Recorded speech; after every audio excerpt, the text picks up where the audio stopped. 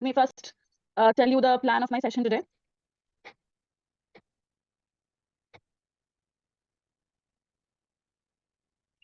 I have opened the chat for you all. Can you all hear me?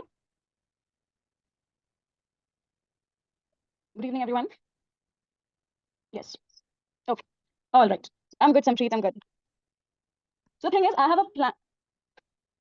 Okay. So I have a plan for this session today. The thing is, today we have to cover from the metaphysical poets till Restoration period. So in a PPT, I have some questions for you on just the metaphysical poets. Okay. And then I will also provide you with a PDF for this session. That is with some bullet points from Jacobean to the Restoration period. So first we will finish the questions on the metaphysical poets like John Donne, right? And then I will ask you more updated questions from Jacobean to the Restoration period. And also the PDF, which is there with the bullet points covering Jacobean, from Jacobean to Restoration period, would be uploaded on the website. Is it clear that how we are going to proceed in this session today? Okay, all right. So let me start by sharing my screen. Okay, just a second. I will come to the question so that you all can see the question from the metaphysical poets, because Shakespeare and all those were covered yesterday by Dr. Sethu Lakshmi. Right. Yes.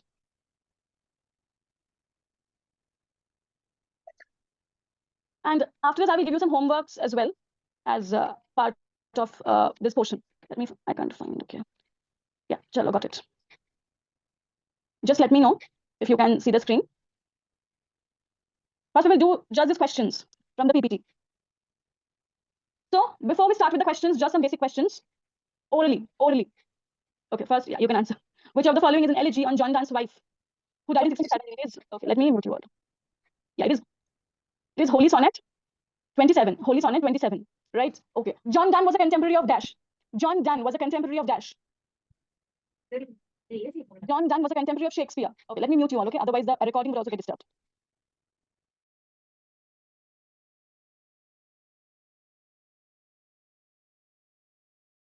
Okay, now I'm sharing the screen again. Okay, yes. John Donne was a contemporary of Shakespeare. John Donne was a contemporary of Shakespeare. Whenever we talk about John Donne, we talk of which style of poetry? We talk about which style of poetry?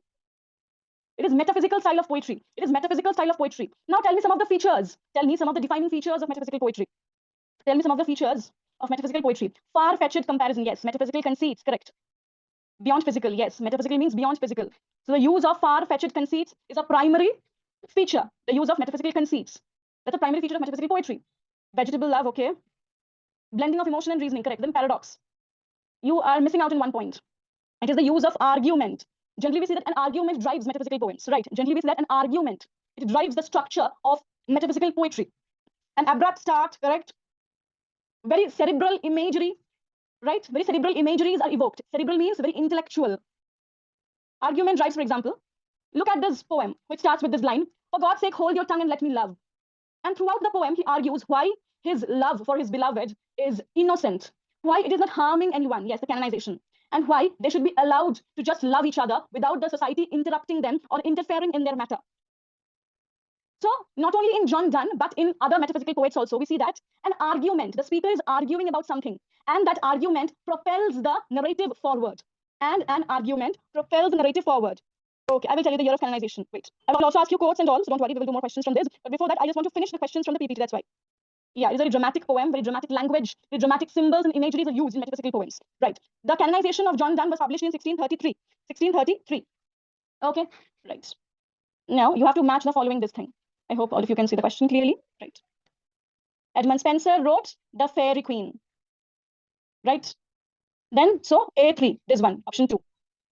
B4, Philip Sidney, The Defense of Poesy. C1, Thomas Wyatt, Whoso Lists to Hunt, and Henry Howard, Earl of Surrey wrote, So cruel prison, how could betide?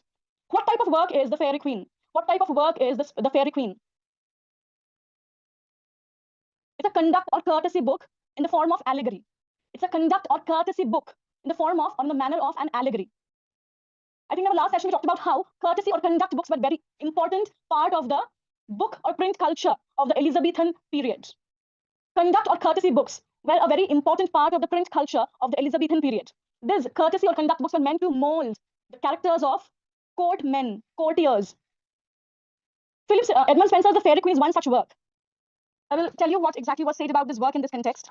Just a second. Yeah. The Fairy Queen was initially intended as a courtesy book or a guide to manners popular in the 15th century, but ultimately this work is presented to us as a long, dense allegory in epic form of Christian values tied to Arthurian legends. So you have to keep these ideas very clear, specifically when you attempt statement-based questions, because they will try every means through very twisted language and all to make you fall for their trap. So the Fairy Queen, it was initially intended as a courtesy or conduct book, but this work is presented to us as a long, dense allegory in epic form of Christian values tied to Arthurian legends. Now tell me, whenever we talk about Shakespeare, we also talk about his contemporaries. Who were the contemporaries of Shakespeare? Who are the contemporaries of Shakespeare? The university wits were there, correct? Like Marlowe, Thomas Nash, Thomas Lodge, Robert Greene, John Lilly. Then also we had Francis Bacon, Ben Jonson, John Donne, Spencer. Yes, Sir Philip Sidney was there, correct? They are the contemporaries of Shakespeare. Who coined the phrase university wits? Who coined the phrase university wits? It is George Sainsbury. George Sainsbury. Okay. How many completed books of the Fairy Queen are there? How many completed books of the Fairy Queen are there? 6. 6. Book 1 talks about which knight and which virtue? Book 1 talks about which knight and which virtue?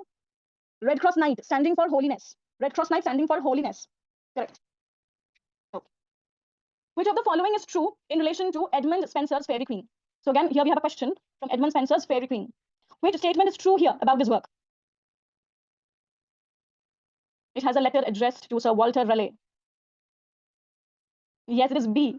A letter addressed to Sir Walter Raleigh was appended to the 1590 edition of the poem. Such minute textual details will be important. Then, which character stands for which virtue? In which year the work was published for the first time? Who was the publisher? Such, yes, 15, correct. Tell me, which is the sonnet sequence of Spenser, which talks about his courtship of Elizabeth Boyle? Which sonnet sequence? It is Amorati, published in 1595. Amorati, published in 1595. Okay, right. Thomas Nash's The Unfortunate Traveller is narrated by, yes, Jack Wilton, an English page. Who was Thomas Nash? Who was Thomas Nash? Thomas Nash was an university wit. University wit. And what is so special about this work? Can you tell me? Why is this work so important? Because The Unfortunate Traveller by Thomas Nash is the first picaresque novel in English. It is the first picaresque novel in English. Can you tell me what does this term picaresque mean? Or this term has been borrowed from which word? It means picaro, rogue, or a rascal character,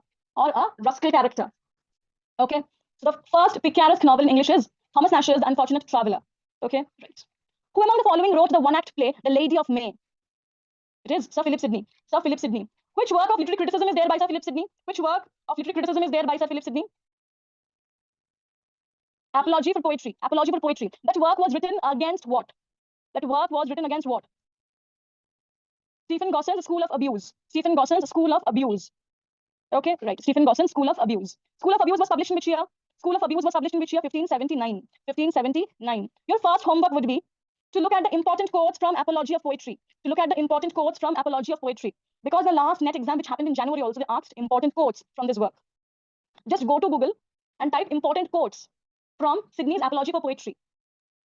And they will show you a list of quotes. I know just by looking at it, you might not remember it so easily. So please revise the same things every day for 5 to 10 minutes. Yeah, I will tell you the year of Apology for Poetry also. Just a second. Stephen Gosson's School of Abuse was published in 1579. That's correct. Sir Philip Sidney's An Apology for Poetry was published in. It was written approximately in 1580 and first published in 1595. Yes, it was first published in 1595 after his death. Please note this work was posthumously published. Means it was published after his death. Such details can be asked in statement-based questions. So Sidney's Apology for Poetry was posthumously published. That is, it was published after his death. Okay. So this PPT and the PDF which is there for this session, covering from Restoration to Jacobean, will be provided to you all. Don't worry about that. But now I will ask you more updated questions from these areas. Okay. Are you all ready? Yeah. Which is the play within the play in the Spanish tragedy? Which is the play within the play in Spanish tragedy? Soliman and Persida. Soliman and Persida is the play within the play in the Spanish tragedy. The Spanish tragedy is a dash by Thomas Kyd. The Spanish tragedy is a dash by Thomas Kyd. It's a revenge tragedy. It's a revenge tragedy. What is the subtitle of this play? What is the subtitle of this play? Hieronimo is mad again. Hieronimo is mad again. Okay. The Spanish tragedy was influenced by Senecan elements of blood tragedy. True or false? The Spanish tragedy was influenced by Senecan elements of blood tragedy. Blood tragedy. Correct. Correct. Okay. What is known as Marlowe's mighty line? What is known as Marlowe's mighty line? Ma'am, topics to be focused for exam. All these are already repeated questions, very important areas for the exam, and that's why I'm asking these areas. These questions have come at least in some exam in the last year, and that's why I'm repeating these. Okay, these are very important areas. These questions have come in either some set exam, some PSC exam, GATE exam, NET exam. All right. Okay.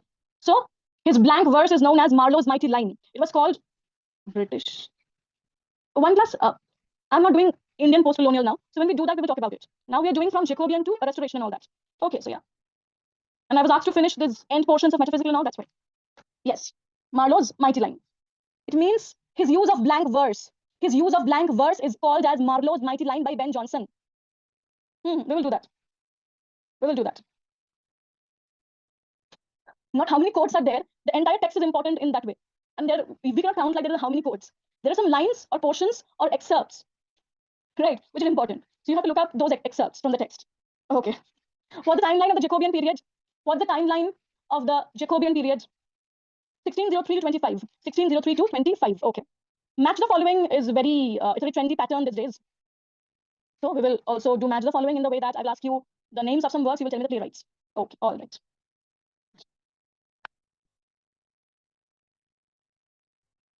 I'm telling you the names of the plays. You tell me who wrote them. A Woman Killed with Kindness, The English Traveller, The Four Apprentices of London. These are plays by A Woman Killed with Kindness, The English Traveller, The Four Apprentices of London. These are plays by Thomas Heywood. Thomas Heywood. The Malcontent is a play by. The Malcontent is a play by Marston. Marston. The White Devil and the Duchess of Malfi. The White Devil and the Duchess of Malfi. These are Revenge Tragedies by Webster. Revenge Tragedies by Webster. Let's do some questions orally. I have a fantastic set of questions which are difficult. If you think you can handle some difficulty, only then I will start those questions. Those are very difficult. I'm warning you. Okay. Philaster or Love Lies a Bleeding is a tragicomedy by. Philaster or Love Lies a Bleeding is a tragicomedy by Beaumont and Fletcher. Beaumont and Fletcher. The Anatomy of Melancholy by Burton underwent how many revisions? The Anatomy of Melancholy by Burton underwent how many revisions? Five. Yes, 5 revisions. The Anatomy of Melancholy. It's a treatise or a tract on the concept of melancholia in arts and literature by Robert Burton, published under the pseudonym what? It was published under which pseudonym? Democritus Junior. Democritus Junior. Okay. What is common among them? Robert Herrick, Thomas Carew, Edmund Weller, Suckling, Lovelace. What is common among them? All of them are Cavalier poets. All of them are Cavalier poets. Cavalier poets were there in the court of. Cavalier poets were there in the court of King Charles I. King Charles I. Who is known as the Lady of the Christ? Who is known as the Lady of the Christ? Milton. Milton. Okay. What type of work is Comus by Milton? What type of work is Comus by Milton? Comus is a masque. Comus is a masque. Very good. Comus is a masque. Which work by Milton reacted against the licensing order of 1643? Which work of Milton reacted against the licensing order of 1643? Areopagitica. Areopagitica. Correct.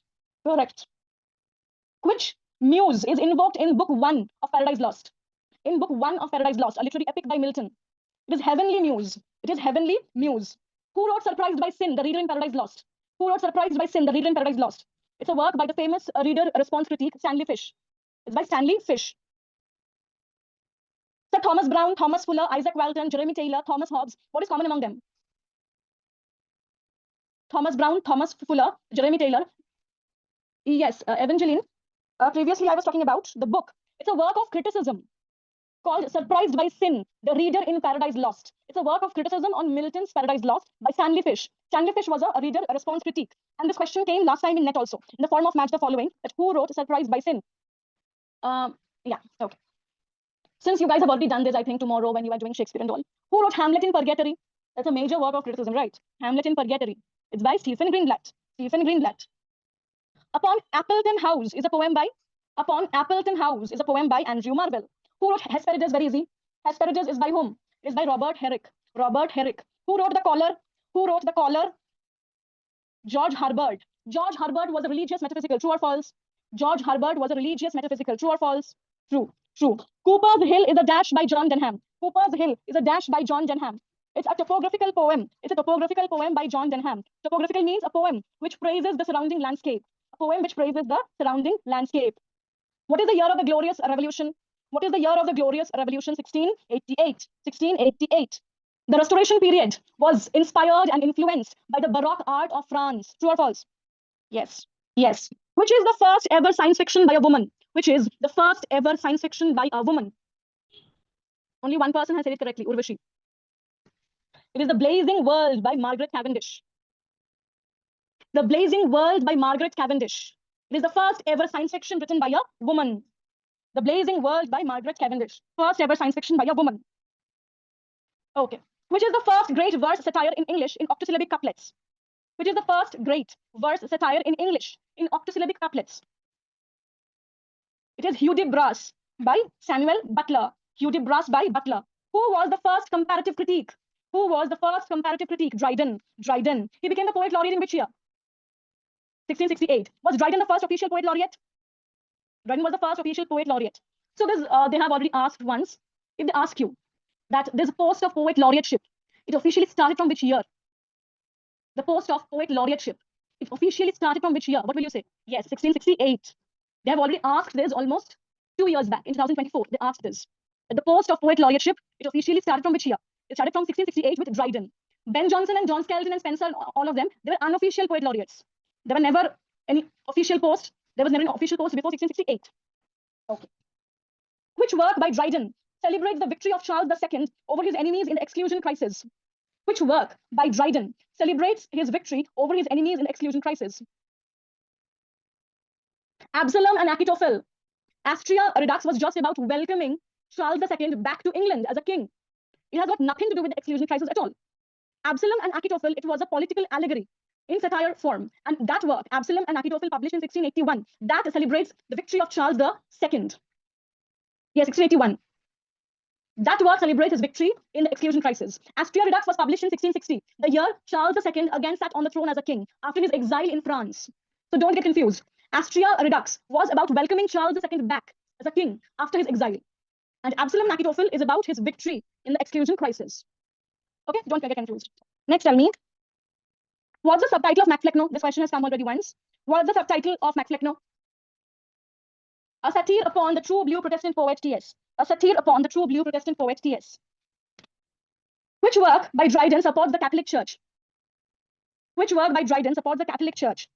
The Hind and the Panther. The Hind and the Panther. Which work of Dryden is based on? Shakespeare's Antony and Cleopatra. Shakespeare's Antony and Cleopatra. All for love. All for love. Yes, all for love. Next, tell me. Yes. Okay. Yes, we also have to do that. Okay. Okay. Let me ask you this thing. Just give me a second. I'm telling you the names of some characters. You tell me where do you find them? The Duchess, Antonio Bologna, Delio, Daniel de Bossola, the Cardinal, Ferdinand, Roderigo, Silvio. The characters in the Duchess of Malfi. The characters in the Duchess of Malfi. Please remember this characters well. Okay. Now tell me, because this question came last time in net, that this, which character is not there in the Duchess of Malfi? Okay. Bracciano, Francisco de Medici, Giovanni, Lodovico, Gasparo, Camillo, Carlo, Pedro. They're characters from the White Devil. The White Devil, correct. The White Devil, very good. Next, tell me. One more such question. Yes. Don Lorenzo, Bel Imperia, Don Hieronimo, Don Horatio, Isabella. The characters in the Spanish tragedy. The Spanish tragedy by Thomas Kyd. The Spanish tragedy by Thomas Kyd. Okay. Who wrote Arden of Feversham? Who wrote Arden of Feversham? It's an Elizabethan play by Thomas Kyd. Arden of Feversham. It's an Elizabethan play by Thomas Kyd. Okay. Are you all ready to look at some tough questions? I won't do too many of them because you have already covered Hamlet and all. I just want you to take a look at this because these days statement-based questions are a trend. Again, the questions are a bit tough. So don't start panicking. There's nothing to panic about here. All right, don't panic. Don't feel like I don't know anything. It's nothing like that. Okay. Okay.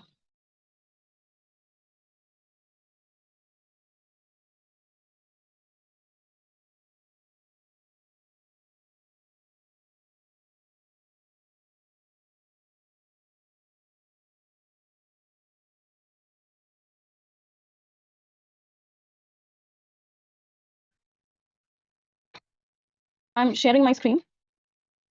Just let me know if you can see it.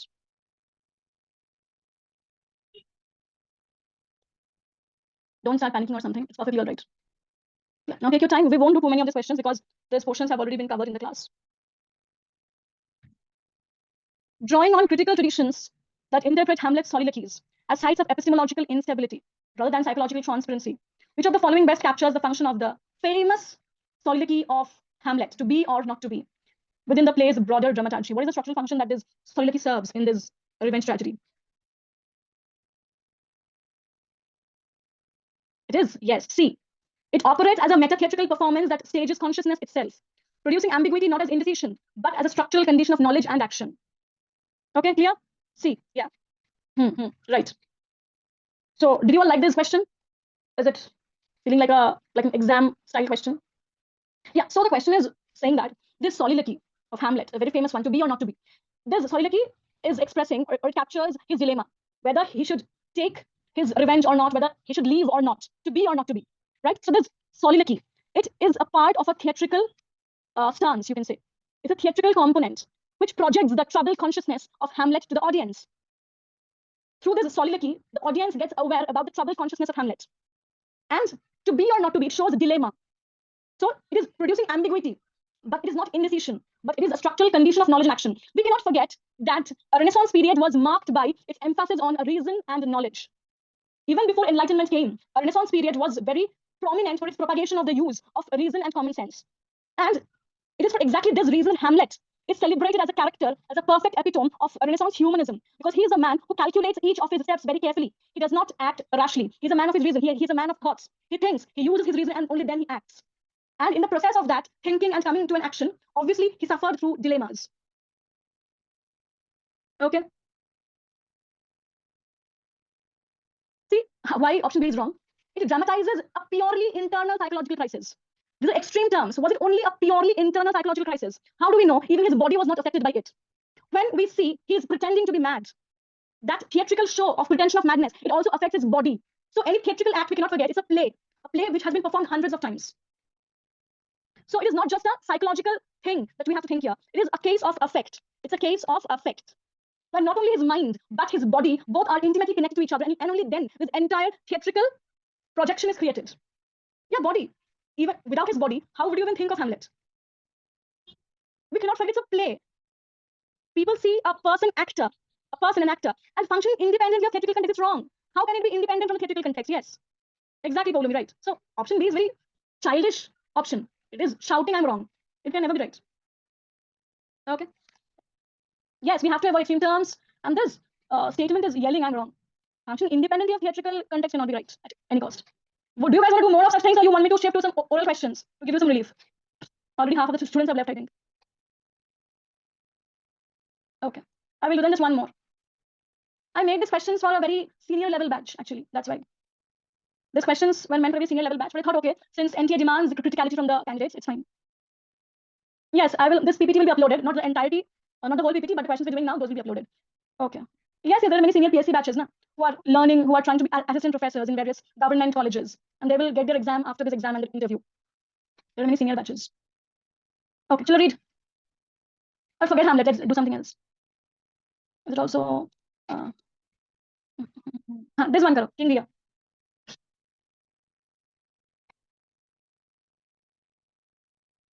I have a wide variety of texts here, so you can choose actually Hamlet or Othello or King Lear.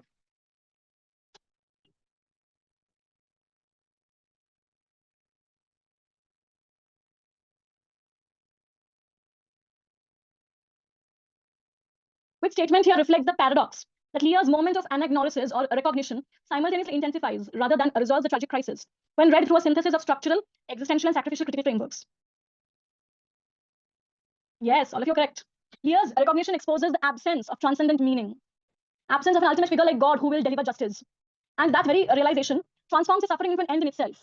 There is nothing beyond his suffering. His suffering ends in itself. And thus the tragic structure culminates not in a catharsis, but in the revelation of an indifferent or silent cosmos. Can you tell me, in which Victorian novelist do you see the same idea happening or unfolding itself? In which Victorian novelist do you see the same idea of indifferent cosmos unfolding itself? Hardy, very good, Ptolemy, right? Urvashi, Bhavna, Abhinita. Yes, Ravi, it is Hardy. Right, okay. Okay, one more. This is easy. Yeah, Karlo, and then I will just ask you some questions orally, and then we can end the session. This is from Macbeth.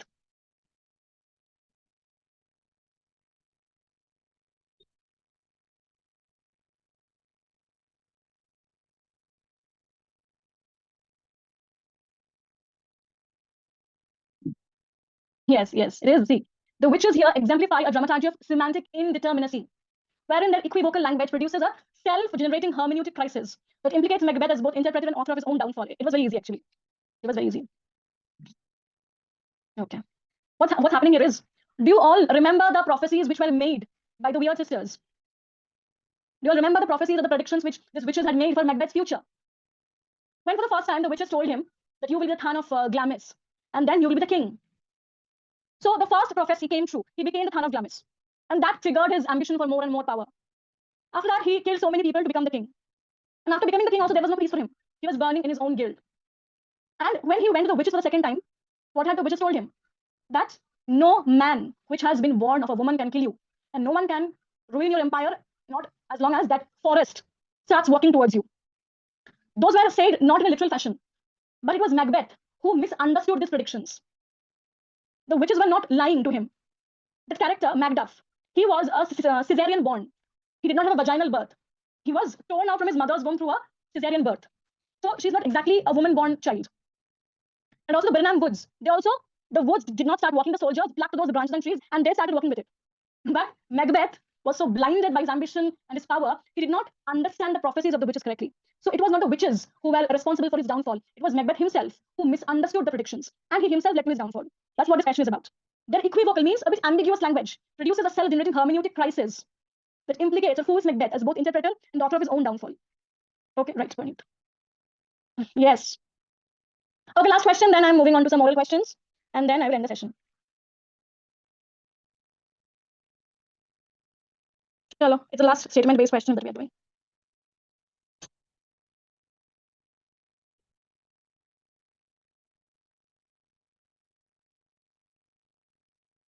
Okay.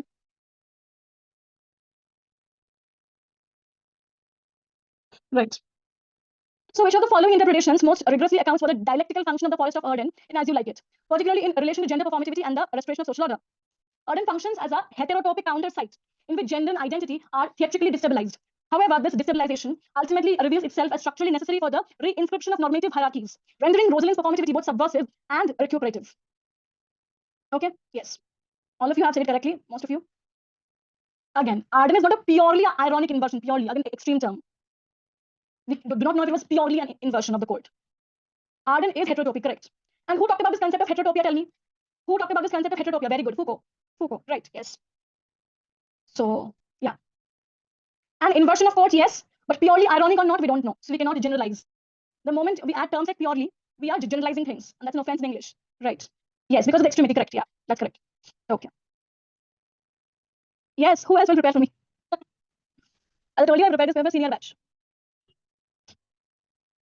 Okay. Chalo, let's do some more questions. Who called Dryden the father of English criticism? And you won't wait for me to give them ideas, right? They have more advanced people. Yes, Samuel Johnson called Dryden the father of English criticism.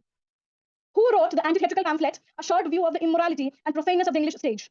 Who wrote the anti-theatrical pamphlet, A Short View of the Immorality and Profaneness of the English Stage? That's by Jeremy Collier. Jeremy Collier. Okay. Who wrote plays like The Comical Revenge or Love in a Tub? She Would If She Could. The Man of Mode or Sir Foppling Flutter. These are plays by Sir George Etheredge. Sir George Etheredge. Okay. The Town Fop, The Rover. These are comedies by? Wait. Afro Ben, yeah. How we consider Arden as heterotopia, the gender confusion takes place in the play reinforcing gender rules. Okay. The thing is, that forest of Arden, that space is not reinforcing gender roles, but it is acting as an alternative space far and away from the mainstream society, where the women take up the agency through disguises. And ultimately, to give a resolution to resolve the tensions in the play, they reveal their true identities. But we cannot forget that it is an alternative space, far and away from the mainstream society, where women take up agency, where the women exert agency through disguises. This place is not reinforcing gender roles, no. It is giving them instead a space to go as they want and make some of their actions fulfilled. I hope it's clear, Sarvesh. Is it clear to you now? Yeah. Towards the end of the play, the gender confusion is resolved. So that, again, it's a pastoral romantic comedy. And we cannot forget that Shakespeare was essentially a commercial playwright. His main idea was to make money from this plays. And he very well knew the pulse of the Elizabethan audience. He knew if it's a comedy, he has to give people a happy ending. People would go gaga if they can't see weddings and a happy ending towards the end of the play. So he knew that all the confusions, all the problems which have brewed all along the play, they have to be resolved towards the end. Okay, so it was more like a commercial tactic to impress and to please his audience. Because Shakespeare, in his lifetime, he never thought that his plays would be read and dissected like dead bodies in a morgue. During his lifetime, his only agenda was to make good money from his plays and to keep the audience, the Elizabethan audience, happy. And back then, theatre was the only source of entertainment, not only for the common man, but also for nobility. And when you are promoting your work as a comedy, it has to be a comedy. It has to at least end like a comedy. Otherwise, think about Twelfth Night. Twelfth Night, it has every problematic element you can think of. It is a dark comedy, but so many confusions, so many problems, all of them get resolved towards the end of the play. 12th Night. It is surely one of the most dark.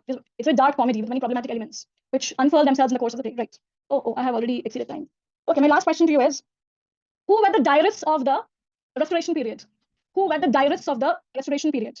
Samuel Pepys and John Evelyn. Samuel Pepys and John Evelyn. Correct. So I will give these materials to the team to be uploaded on the website. Okay, and you will get this by tomorrow. I'm not a gem or anything. Apology. Oh, okay. Thanks, Anita. I will keep a note of that. Okay. Okay.